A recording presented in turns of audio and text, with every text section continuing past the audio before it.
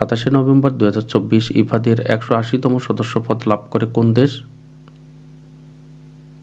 Lithuania. 27 November 2024 ইফাদের 180তম সদস্যপদ লাভ করে Lithuania. 19 December 2024 কোথায় D8 এর 11তম শীর্ষ সম্মেলন অনুষ্ঠিত হয়? মিশর। 19 ডিসেম্বর 2024 মিশরে D8 এর 11তম শীর্ষ সম্মেলন অনুষ্ঠিত হয়।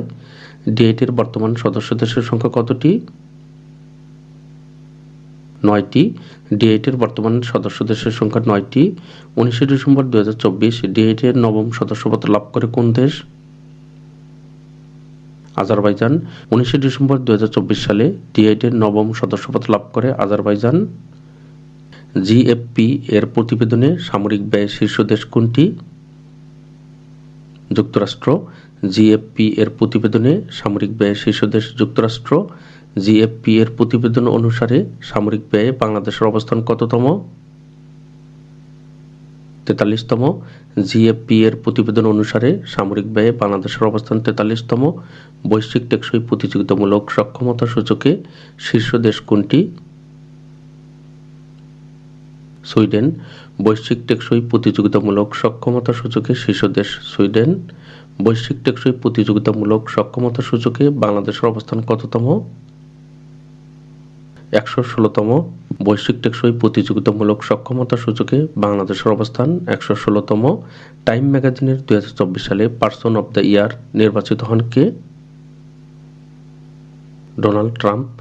টাইম ম্যাগাজিনের 2024 সালে পারসন অব দ্য ইয়ার নির্বাচিত হয়েছেন ডোনাল্ড ট্রাম্প। 2024 সালে ফোর্বসের 100 ক্ষমতাধর নারীর তালিকায় শীর্ষে রয়েছেন কে? Ursula von der Leyen. 2024 সালে ফোর্বসের 100 ক্ষমতাধর নারীর তালিকায় শীর্ষে রয়েছেন উর্সুলা ভন ডার লিয়েন।